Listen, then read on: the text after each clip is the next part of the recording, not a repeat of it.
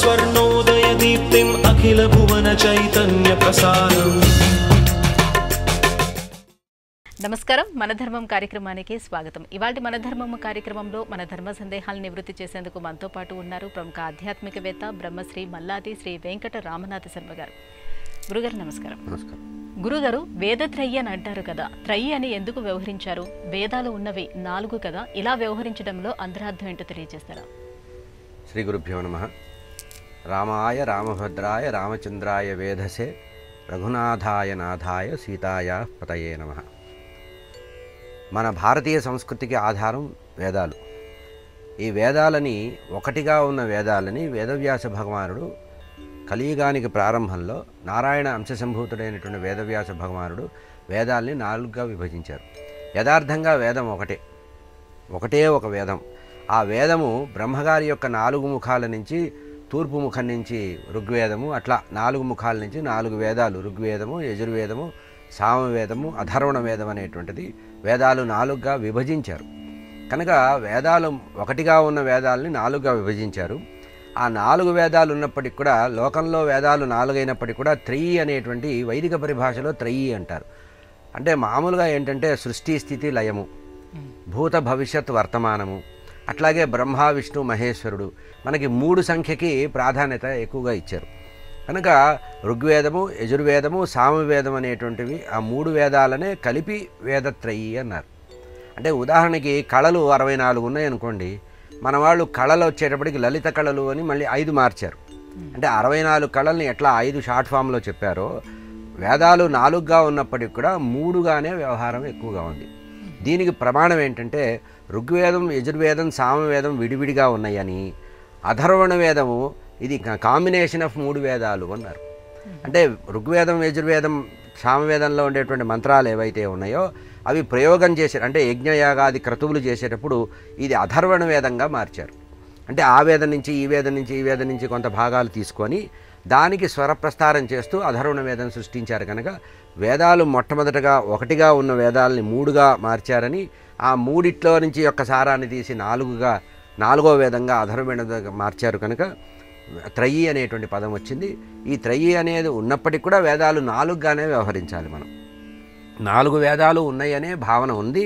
కానీ ప్రధానంగా ఎక్కువగా అధ్యయనం చేసేది, ఆ వేద పారాయణ చేసేది ఎక్కువగా ఋగ్వేదము, యజుర్వేదము, సామవేదానికే.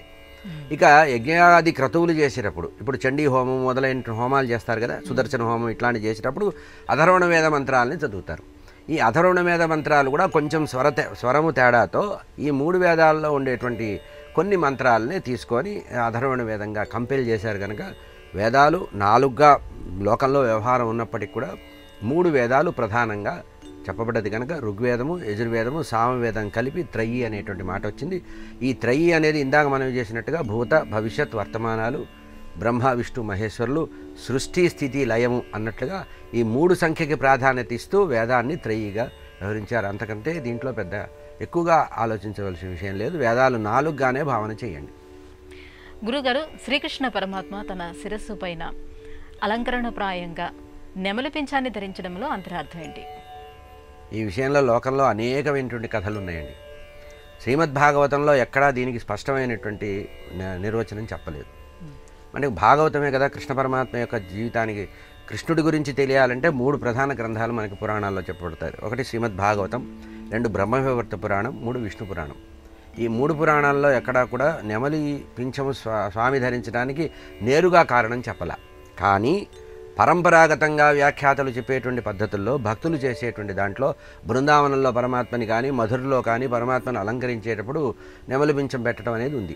అంటే కృష్ణ పరమాత్మకి గుర్తు చెప్పాలంటే మురళి చేతిలో నెత్తిన నెమలి పింఛం అనేది ఉంది. అయితే బ్రహ్మవైవర్త పురాణంలో దీనికి ఒక ఇది చెప్పారు, ప్రమాణం చెప్పారు. గోలోకంలో ఉండేటువంటి రాధాకృష్ణులు భూమి మీద అవతరించారట. ఇది ఒకానొక కల్పంలో. ఇప్పుడు మనం శ్రీమద్భాగవతంలో ఉండే కృష్ణ పరమాత్మని చూస్తే యశోదాదేవి చిన్నప్పుడు పిల్లవాడిని తయారు చేసినప్పుడు అలంకరించి ఆ పక్కనే ఉండే బృందావన అరణ్య ప్రాంతంలో ఉండే నెమలి యొక్క ఈకని తీసుకొచ్చి నల్లనయ్య కదా ఆయనకి రంగుకు సరిపోతున్నట్టుగా మ్యాచింగ్గా పెట్టినట్టుగా మనం కథ ఉంటుంది బాల్యంలో. అంటే భాగవతం దశమ స్కంధంలో చూస్తే నెమలి పింఛానికి ఇదే కథ ఉంటుంది. కానీ గోలోకం నుంచి వచ్చినటువంటి కృష్ణ పరమాత్మ అంటే ఇంకొక మన్వంతరంలో ఇంకో కల్పంలో జరిగినటువంటి కృష్ణ కథలో గోలోకం నుంచి రాధాకృష్ణులు భూమి మీదకి వచ్చారట. ఆ గోలోకంలో ఉండే కృష్ణుడికి నెమలి పింఛం ఉంటుంది, చేతిలో మురళి ఉంటుంది. పుట్టినప్పుడే మనకి భాగవతంలో కృష్ణుడు పుట్టినప్పుడు దేవకీదేవి గర్భంలో కృష్ణుడు చెరసాలలో పుట్టినప్పుడు మధురానగరంలో చతుర్భుజుడిగా పుట్టాడన్నారు. కానీ బ్రహ్మవైవర్త పురాణంలో ద్విభుజుడిగా పుట్టారన్నారు. 2 భుజాలతో 2 చేతులతో పుట్టాట ఆయన. ఒక చేత్తో మురళి పట్టుకున్నట్ట, ఇంకో చేతిలో పద్మం పట్టుకున్నాడు, నెత్తిన నెమలి పింఛం ఉంది అని వర్ణన చెప్పారు. దీనికి ఆ తర్వాత కాలంలో వచ్చిన కథ ఏమిటంటే కృష్ణ పరమాత్మ బృందావన అరణ్యంలో తిరిగేవాడు. పశువుల్ని మేపడానికి చిన్నప్పుడు వెళుతూ రోజు బృందావనానికి వెళ్ళేవాడు. వెళ్ళినప్పుడు వేణువు ఊదేవాడు. మనకి చిన్న చిన్న వృక్షాలు ఉంటాయి, చిన్న చిన్న చెట్లు, ఆ చెట్ల కొమ్మల మీద కూర్చొని వేణుగానం చేసేవాడు. ఆ వేణుగానం మురళీ రవానికి పశుపక్ష్యాదులన్నీ కూడా అక్కడికి చేరేవిట. అట్లా చేరినప్పుడు కృష్ణ పరమాత్మ నాట్యం చేసినప్పుడు ఆడనెమలి మొగనెమలి అన్నీ కలిసి స్వామి ఎదురుగా నాట్యం చేసినాయట. ఇది ఈయన వాయించినటువంటి మురళీ నాదానికి అనుగుణంగా ఆ నెమళ్ళన్నీ కూడా నాట్యం చేసినాయట. ఆ నెమళ్ళు నాట్యం చేసి కృతజ్ఞతాపూర్వకంగా స్వామి మీ పాటకి మేము ఈరోజు నాట్యం చేసాము, పరవశించిపోయాం, మా కళ్ళల్లో ఆనంద బాష్పాలు వస్తున్నాయి, మేము మా యొక్క పింఛాలను మీకు ఇస్తాము అని చెప్పి వాటి యొక్క మొగ నెమళ్ళకే పింఛం ఉంటుంది, ఆడ నెమలకి పింఛం ఉండదు. ఆ పింఛాలన్నీ తీసి ఆ నెమలికి ఈకలన్నీ కూడా స్వామి ముందు పెట్టినాయట. పెట్టి ప్రార్థించేయట, ఈరోజు మిమ్మల్ని మేము స్తోత్రం చేసి మీరు గానం చేసినప్పుడు నాట్యం చేశాము, మా కృతజ్ఞతగా మీకు ఇది సమర్పిస్తున్నాము, మీరు దీన్ని మమ్మల్ని గౌరవించి లోకంలో ఎప్పుడైనా మిమ్మల్ని చూస్తే నెమలి గుర్తు రావాలి అన్నట్టుగా మీరు మమ్మల్ని ధరించమని చెప్తే అప్పుడు స్వామి ధరించారని ఒక అర్థం.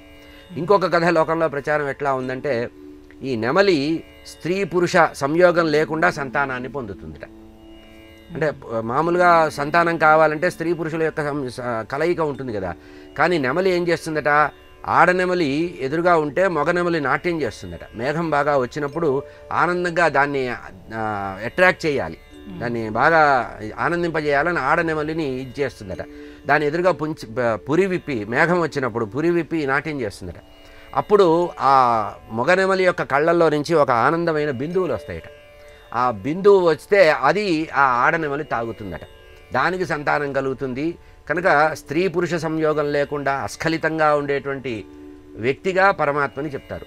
అంటే 16,108 మంది భార్యలున్నా ఆయన అస్ఖలిత బ్రహ్మచారి అని భాగవతం చెబుతుంది. అంటే ఎవరితో కూడా స్త్రీ సంబంధం లేకుండా ఉంటారట ఆయన. అందుకని అస్ఖలిత బ్రహ్మచారి అని చెబుతున్నట్టుగా పరమాత్మకి నెమలిక ప్రతీక చెప్తారు, కానీ ప్రత్యేకమైన దృష్టాంతం ఎక్కడ మనకి కనబడదు.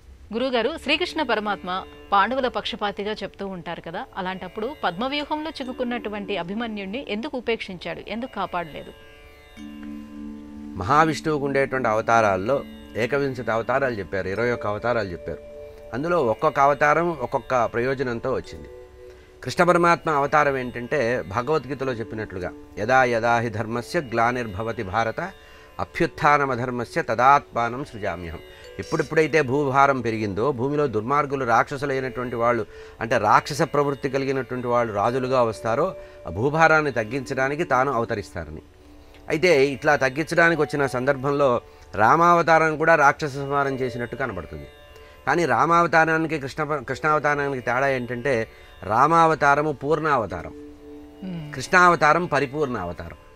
అంటే రామావతారంలో మానవుడిగా వచ్చినటువంటి పరమాత్మ పరిమితమైనటువంటి కార్యక్రమాలే చేశారు. 11,000 సంవత్సరాలు భూమి మీద ఉన్నప్పటికీ కూడా ఆయన కేవలం రావణ సంహారము ధర్మ సంస్థాపన కోసం, అంటే ధర్మాన్ని ఆచరణ రూపకంగా నిరూపించడానికి వచ్చారు. కానీ కృష్ణావతారం ఏంటంటే ధర్మ సంస్థాపనకు వచ్చిన అవతారం. రాముడేమో ధర్మాచరణకు వచ్చిన అవతారం, కృష్ణావతారం ఏమో ధర్మ సంస్థాపనకు వచ్చిన అవతారం. ఈ ధర్మ సంస్థాపన అవతారంలో కృష్ణ పరమాత్మ భూమి మీద ఉండేటువంటి రాజుల రూపంలో రాజకుటుంబాల్లో, యాదవ కుటుంబాల్లో కౌరవుల వైపు రాక్షసులందరూ కూడా మానవులుగా పుట్టారు. వాళ్ళని సంహరించడానికే తాను భూమి మీదకి వచ్చాడు. ఇట్లా భూమి మీదకి స్వామి వైకుంఠం నుంచి నారాయణమూర్తి భూమి మీద కృష్ణుడిగా వస్తుంటే కొంతమంది దేవతలు కూడా వచ్చేశారు. అట్లా దేవతలు కూడా కృష్ణ పరమాత్మకు సహాయం చేయడానికి యుద్ధంలో వచ్చారు. అట్లా వచ్చిన వాళ్ళే ద్రోణాచార్యుడు, కృపాచార్యుడు, అశ్వత్థామ, ఆ తర్వాత మనకి భీష్మాచార్యులు, వీళ్ళందరూ దైవాంశ సంభూతులు.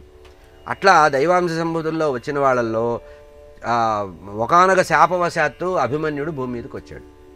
అభిమన్యుడు భూమి మీదకి శాపవశాత్తు భూమి మీద వస్తే ఎక్కువ రోజులు భూమి మీద ఉండవలసిన అవసరం లేదు ఆయనకి. అంటే 16 సంవత్సరాలకే భూమిని వదిలిపెట్టి వెళ్ళాలి, నేను భూమి మీద జన్మించను అన్నారు. శాపవశాత్తు భూమి మీద జన్మించానికి వస్తే నేను ఎక్కువ రోజులు భూమి మీద ఉండను, నాకు ఈ వరం ఇమ్మంటే సరే చిన్న వయసులోనే వెళ్ళిపోతామని అనుగ్రహించారు. కనుక పరమాత్మ యొక్క అనుగ్రహం ప్రకారం అతనికి ఆయుష్ ఎంత ఉంది? 16 సంవత్సరాలే ఆయుష్ ఉంది. కనుక ఆ ఇంకొక కారణం ఏంటంటే కర్ణుడి దగ్గర లేదా ఇతరుల కౌరవ వీరుల దగ్గర ఉండే ఆయుధాలన్నీ కూడా అస్త్రశస్త్రాల యొక్క వినియోగం అయిపోయిన తర్వాత ధర్మరాజుకు విజయం కావాలి. అంటే ఇక్కడ మనం ఏదన్నా ఒక వస్తువు ఉందనుకోండి, ఆ వస్తువుని ఇంకోళ్ళ ఒక కారణం కోసం వస్తువు దాచిపెడతాం. ఆ వస్తువు దాచిపెడితే ఈ లోపల ఆ వస్తువుని మనం వినియోగం చేసిన తర్వాత అసలు వ్యక్తి వస్తాడు. అట్లాగే అర్జునుడిని రక్షించడానికి ప్రయోజనం కోసం ఉన్నటువంటి వ్యక్తి అర్జునుడికి విజయం ఇవ్వటమే కృష్ణ పరమాత్మ లక్ష్యం. అంటే ధర్మ సంస్థాపన కోసం కదా పరమాత్మ వచ్చారు. కనుక అభిమన్యుడు అంతకంటే వయసు భూమి మీద ఉండడానికి వీల్లేదు. అందుకని అభిమన్యుడు వెళ్ళిపోతున్న సందర్భంలో ఆయన అడ్డుకోలే. అభిమన్యుడే కాదు, ఘటోత్కచుడు వెళ్ళిపోయినప్పుడు కూడా స్వామి ఏమీ ఇలా, ఇంకా ఘటోత్కచుడు వెళ్ళిపోయినప్పుడు ఆనందం కూడా ప్రకటించారు. భీముడి కోపం కూడా వస్తుంది. అదేమిటండి, ఘటోత్కచుడు పాండవ సైన్యంలో ఉన్నాడు కదా, ఇతను చనిపోతే నువ్వు ఆనందపడ్డావు ఏంటంటే అతను రాక్షస అంశతో పుట్టినవాడు. కనుక కృష్ణ పరమాత్మ వ్యూహంలో ఏంటంటే ధర్మ సంస్థాపన చేసే విషయంలో ఎవరిని ఎంతకాలం ఉంచాలో అంతకాలం ఉంచారు. దీర్ఘకాలం ఉన్న వాళ్ళని పంపించారు, చిన్నవాళ్ళని కూడా పంపించారు. కనుక అభిమన్యు కుమారుడు శాపవశాత్తు భూమి మీద తక్కువ కాలం ఉండాలి. కనుక ఆ పరిమిత కాలంలో భూమి మీద ఉండవలసిన సందర్భంలో అంతకంటే ఆయన ఉండవలసిన అవసరం లేదు. కనుక అప్పటికే కౌరవుల దగ్గర ఉన్న అస్త్రాలు చాలా వరకు ఖర్చు చేయాలి. కనుక అవన్నీ కూడా అభిమన్యుడు యుద్ధంలో నిలబడితే ఆయన తట్టుకోలేక వీళ్ళందరూ అస్త్రాలు వాడేశారు. కనుక అక్కడికి ఆయన ప్రయోజనం అయిపోయిందని చెప్పి ఆయన్ని పంపించారు. అందుకనే కృష్ణ పరమాత్మ ధర్మ సంస్థాపనలో ఇది ఒక భాగంగా చేశారు. కానీ రాగద్వేషాలకు అతీతంగా పరమాత్మ ఉంటారనే విషయాన్ని గమనించాలి. గురుగారు, ఇక మరో సందేహం. వివాహ వేడుక ప్రక్రియలో వధువును మేనమామలు ప్రత్యేకమైనటువంటి బుట్టలో కూర్చోబెట్టుకుని వేదికపైకి తీసుకొస్తారు కదా, ఇందులో ఉన్నటువంటి ఆంతర్యం ఏంటి? ఇది వైదికంగా చెప్పబడినటువంటి వేద మంత్రాల్లో ఎక్కడా కూడా మంత్రం లేదు. పెళ్లి కూతుర్ని బుట్టలో తెచ్చేటప్పుడు ఇట్లా మేనమావే తేవాలి, బుట్టలో తేవాలనేటువంటి అది సంప్రదాయం లేదు, ఎక్కడా పూర్వకాలంలో లేదు. అంటే వేద మంత్రాలు లేదు. ఇది తెచ్చేటప్పుడు మంత్రం ఏమీ చెప్పరు. అంటే వివాహంలో కొన్ని తంత్రాలు ఉంటాయి, మంత్రంతో పాటు కొన్ని వ్యవహారాలు కూడా ఉంటాయి, యాక్టివిటీస్ కొన్ని ఉంటాయి. అట్లా వచ్చిందే ఇది. అయితే దీనికి మన వాళ్ళు సమన్వయం ఏం చెప్తారంటే, లక్ష్మీదేవి పాల సముద్రంలో నుంచి కమలంలో ఉద్భవించింది కదా, ఆ కమలానికి ప్రతీకగా బుట్టలో తెచ్చారు అన్నారు. ఇక మేనమామకు వచ్చేటప్పటికి కట్టుకథలు చాలా ప్రచారంలో ఉన్నాయి లోకంలో. కట్టుకథలు ఏమిటంటే మామూలుగా మేనరికాలు చేసుకోవడం అనే పద్ధతి ఉంది కదా, మేనమామని చేసుకోవడం.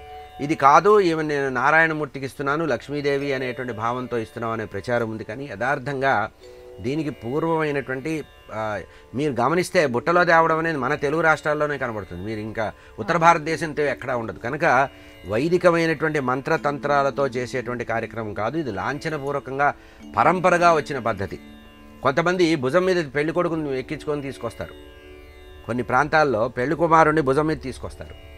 ఇది మనకి ఎక్కడ లేదు. కొన్ని చోట్ల గుర్రం మీద తెస్తారు. ఇది వాళ్ళ యొక్క ప్రాంతీయమైన ఆచారమే కానీ యథార్థంగా అయితే సమన్వయం ఏం చెప్తున్నారంటే, లక్ష్మీదేవి పాల సముద్రంలో నుంచి పద్మంలో ఉద్భవించింది కనుక ఆ బుట్ట ఆకారం కూడా ఎట్లా ఉంటుంది, పద్మంలాగానే ఉంటుంది కదా, దానివల్ల తెచ్చారని చెప్పారు. కానీ యథార్థంగా దీనికి ఎక్కడ ప్రమాణం అనేది లేదు. గురుగారు, పౌర్ణమి, అమావాస్య వంటి తిథులు మనిషి మనసుపైన ప్రభావితం చేస్తాయి అని అంటారు, ఇది నిజమేనా? సాధారణంగా మనస్తత్వ శాస్త్రంలో కూడా ఇది నిరూపించబడిందండి. ఎప్పుడైనా ఎవరికైనా చిత్తచాంచల్యం కలిగేటువంటి సందర్భం ఏమిటంటే గ్రహణాల సందర్భంలో, సూర్యగ్రహణం, చంద్రగ్రహణ సమయంలో, అమావాస్య, పౌర్ణమి సందర్భంలో ఈ పరిస్థితి వస్తుందంటారు.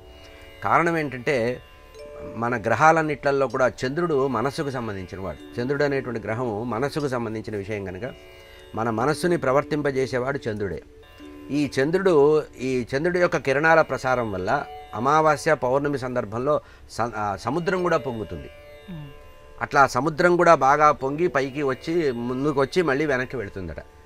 అందుకనే సముద్రానికి దగ్గరికి పౌర్ణమి నాడు, అమావాస్యకి ఎక్కువగా దగ్గరికి వెళ్ళొద్దానికి కారణం ఇదనమాట. కనుక మనస్సుకు సంబంధించి ప్రకృతిలో ఒక రకమైనటువంటి ఒక ఉత్తేజం కలిగేటువంటి సందర్భం ఈ పౌర్ణమి, అమావాస్య అనేటువంటి తిథుల్లో. వీటిని పూర్ణ తిథులు అని పిలుస్తారు. చరిత్రలో మనకి జ్యోతిశాస్త్రం ప్రకారం పౌర్ణమి, అమావాస్యని పూర్ణ తిథులు అన్నారు. ఈ పూర్ణ తిథిలో సముద్రం కూడా ఒక స్థాయిలో కొంత పెరుగుతుంది. కారణం ఏంటంటే చంద్రుడి యొక్క కిరణాల ద్వారా వచ్చేది. ఈ చంద్రుడు మనస్సుకు సంబంధించిన వాడు కనుక ఈ అమావాస్య, పౌర్ణమి సందర్భంలో ఉద్రేకాలు పెరగడం. అందుకనే ఈ రోజుల్లో కొన్ని పనులు కూడా చేయరు. కొన్ని ముహూర్తాలు పెట్టేటప్పుడు వివాహ ముహూర్తం కానీ ఉపనయన ముహూర్తం కానీ అమావాస్య పౌర్ణముల్లో మనకి పెట్టకపోవడానికి కారణం ఏంటంటే మన తెలుగు వాళ్ళకి ఈ నియమం చాలా ఎక్కువ. మీకు అదే తమిళనాడు ప్రాంతానికి వెళ్తే అమావాస్య వాళ్ళకి చాలా పవిత్రమైన రోజు. వాళ్ళు ఏం చెప్తారంటే దీపావళి కూడా అమావాస్య నాడే వచ్చింది కదా అంటారు. కనుక మనకి చంద్రుడే ప్రధానంగా ఉన్నాడు కనుక చంద్రుడి యొక్క కదలిక వల్ల మనిషి యొక్క మనసులో పరివర్తన వస్తుంది. కనుక మన మనసును నడిపించేవాడు చంద్రుడు కనుక, అంటే గ్రహస్థితుల్లో చంద్రుడే మనఃకారకుడు. చంద్రుడు మనఃకారకుడు అన్నారు. ఒక్కొక్క గ్రహానికి ఒక్కొక్క శక్తి ఉంటుంది. బుద్ధికారకుడు బృహస్పతి, తేజస్సు కారకుడు రవి. అట్లాగే ఈ చంద్రుడు మనస్సు కారకుడు కనుక ఎప్పుడైతే మనస్సు కొంచెం చిత్తచాంచల్యం ఉన్న వాళ్ళకి అమావాస్యకి పౌర్ణమికి ఒక రకమైన ప్రకోపం రావడం అనేది శాస్త్రంగా చెప్పబడింది. గయకు వెళ్ళినప్పుడు గయలో ఇష్టమైన వంటకాన్ని కానీ లేదంటే ఫలాన్ని కానీ విడిచిపెట్టి రమ్మంటారు, ఎందుకని? లోకంలో 2 రకాల ప్రమాణాలు ఉన్నాయి. ఒకటి కాశీకి వెళ్ళినప్పుడు వదిలిపెట్టి రావాలి అనేది సంప్రదాయం ఉంది, అంటే ప్రచారం ఉంది. కాశీకి వెళ్ళి వస్తే ఏం వదిలిపెట్టావంటారు. కానీ కాశీ క్షేత్రానికి వెళ్ళిన వారు గయకు వెళ్ళి వదిలిపెట్టడం అనేది సంప్రదాయంలో ఉంది. కానీ అసలు కూరగాయ పళ్ళు వదిలిపెట్టమని ఎక్కడా లేదు. అక్కడ వదిలిపెట్టవలసింది కామక్రోధాలు. కామము క్రోధము వదిలిపెట్టవయ్యా కాశీకి వెళితే అన్నారు. కాశీకి వెళ్ళి గయలో వెళ్తే పితృదేవతలకి పిండ ప్రదానం చేసిన తర్వాత ఆ వయసుకు సంబంధించినంత వరకు మనకి భావోద్రేకాలు రాకుండా కామము క్రోధము అహంకార మమకారాలు ఇవి వదిలిపెట్టమన్నారు. కనుక గయలో యథార్థంగా వదిలిపెట్టవలసింది అహంకార మమకారాలని వదిలిపెట్టాలి. అంటే నేను నాది అనేటువంటి భావం వదిలిపెట్టి, అంటే వైరాగ్య స్థితికి వెళ్ళడానికి వదిలిపెట్టడమే కానీ మనం ఏదో మనకి ఇష్టం లేని వంకాయ కూర వదిలిపెట్టడం, దొండకాయ కూర వదిలిపెట్టమని ఎక్కడా లేదు. దీనికి శాస్త్ర ప్రమాణం లేదు. కానీ పరంపరగా మన కుటుంబాల్లో వచ్చిన అలవాటు కనుక ఇట్లా వదిలిపెట్టడం ఉంది. కనుక యథార్థంగా అక్కడి కాశీకి కానీ గయకి కానీ వెళ్ళిన వాళ్ళు వదిలిపెట్టవలసింది అహంకారం మమకారాలు, ఈ రాగద్వేషాలని వదిలిపెట్టాలి. అంటే ఇది నాది, ఇది మా వాళ్ళు, మేము, మా ప్రాంతం, ఇటువంటి భావాలను వదిలిపెట్టి విశాల దృక్పథం కలిగి ఈ మొత్తము ప్రపంచమంతా కూడా భగవంతుడి యొక్క నిర్మాణంలో ఉన్నదే, మనం కూడా అందులో ఒక భాగాన్ని అహంకార మమకారాలని వదిలిపెట్టమని అన్నారు. కానీ మనం దానికి ప్రత్యామ్నాయంగా వస్తువులు వదిలిపెడుతున్నాం. కనుక వస్తువులు వదిలిపెట్టడం అనేది శాస్త్ర ప్రమాణం ఎక్కడా లేదు. కనుక వదిలిపెట్టాల్సింది రాగద్వేషాలనే వదిలిపెట్టాలి. గురువుగారు, గోవింద దీక్ష ప్రత్యేకత ఏంటి? గోవింద దీక్ష తీసుకున్నప్పుడు పాటించవలసినటువంటి నియమాలేంటి? ఆధునిక కాలంలో మనిషిని సక్రమంగా నడపడానికి, ఎందుకంటే మనం లౌకికంగా రోజు ఉండేటువంటి నిత్య వ్యవహారంలో మనం భగవంతుడికి సమయాన్ని తక్కువగా కేటాయిస్తుంటాం. అంటే భగవంతుడి వైపు మన ఫోకస్ తక్కువగా ఉంటుంది. కనుక దీనికోసం కొన్ని నియమాలతో అయ్యప్పమాల, గోవిందమాల, భవానీమాల, ఆంజనేయమాల, శివమాల అనేటువంటి దీక్షలు కొన్ని దీక్షలుగా మండల వ్రతంతో చేస్తున్నారు. అట్లా చేసినటువంటి ఆధునిక కాలంలో వచ్చినదే గోవిందమాల. అంటే తిరుపతి మహాక్షేత్రము లేదా ద్వారకా తిరుమల మహాక్షేత్రం, వెంకటేశ్వర స్వామికి సంబంధించినటువంటి 2 మహాక్షేత్రాలలో శరీరాన్ని ఒక రకమైన సదాచారం వైపు తీసుకెళ్ళడానికి, భగవంతుడి మీద మనసు నిలబడడానికి కొన్ని నియమాలతో ఏర్పాటు చేసినటువంటి దీక్షణ ఇది. ఇందాక మనం చేశాం కదా, ఇది శబరిమలై అయ్యప్పమాల కానీ, దుర్గామల్లేశ్వర స్వామి విజయవాడలో ఉండే దుర్గకొండ మీద భవానీ దీక్ష కానీ, శ్రీశైల మల్లికార్జున దీక్ష కానీ, అట్లాగే కొండగట్టు వెళ్తే ఆంజనేయ స్వామి మాల కానీ, ఇవన్నీ కూడా మనకి దేవాలయాల్ని ఆశ్రయించి మనిషిని క్రమ మార్గంలో నడపడానికి, మనిషికి ఒక రకమైన క్రమశిక్షణ రావడానికి పరిమితమైన మండల దీక్ష అనే పద్ధతి వచ్చింది. ఇట్లా వచ్చిన ఆధునిక కాల దీక్షల్లోనే గోవింద దీక్ష, గోవిందమాల అనే పద్ధతి ఉంది. అంటే తులసిమాలలు ఒక నిర్ణీతమైన సమయంలో, ధనుర్మాస ప్రారంభం కానీ ఏదైనా ఒక సమయంలో గోవిందమాల వేసుకోవడం అనేది, అంటే తులసిమాలలు ఆ పరమాత్మ దగ్గర వేసుకొని దానికి ఒక నియమపూర్వకమైనటువంటి రంగు వస్త్రాన్ని ధరిస్తూ నిత్యము కూడా సూర్యోదయం కంటే ముందే బ్రాహ్మీ ముహూర్తం తర్వాత 5 గంటలకే తెల్లవారకుండానే స్నానం చేసి, చల్లనీటి స్నానం చేసి ఏకభుక్తం చేస్తూ, తర్వాత దీక్షావస్త్రాలను ధరిస్తూ, తులసిమాలను ధరిస్తూ గోవింద నామాలు పారాయణ చేయాలి. గోవిందనామాలు మనకి ఇప్పటికి కూడా దొరుకుతాయి. తిరుపతి క్షేత్రంకి వెళ్తే అక్కడ ఎప్పుడు గోవింద నామాన్ని చేస్తుంటారు. ఆ గోవింద నామాన్ని ఆచరిస్తూ విష్ణు సహస్రనామ పారాయణ చేస్తూ, లేదా విష్ణు సహస్రనామానికి సంబంధించిన అర్చన చేస్తూ, విడిగా ఇంటికి దూరంగా ఉంటూ, అయ్యప్పమాల నియమాల్లాగానే ఇంటికి దూరంగా ఉంటూ బ్రహ్మచర్య వ్రతం చేస్తూ, నేల మీదే పడుకుంటూ, కాళ్ళకి చెప్పులు లేకుండా భగవంతుణ్ణి తదేకంగా ధ్యానిస్తూ ఒక 40 రోజుల పాటు నియమంగా ఉండడమే గోవిందమాల, గోవింద దీక్ష. కనుక దీనిలో ప్రధానంగా చెప్పబడింది ఏంటంటే తులసి మాల వేసుకోవాలి. అంటే తులసి పూసలతో తయారు చేసిన, ఎండిపోయిన తులసి కాడలతో తయారు చేసిన రుద్రాక్షమాల లాగా తులసి మాల వేసుకోవడం. చల్లటి నీళ్లు స్నానం చేయడం, సాత్విక ఆహారం తినడం, ఏకభుక్తం చేయడం. అంటే ఈ 40 రోజులు కూడా రోజు ఉదయము సాయంత్రం 2 సార్లు స్నానం చేయడం, 2 సార్లు భగవంతుడికి అర్చన చేయడం, ఏకాదశి రోజు ఏమీ తినకపోవడం ఈ 40 రోజుల్లో.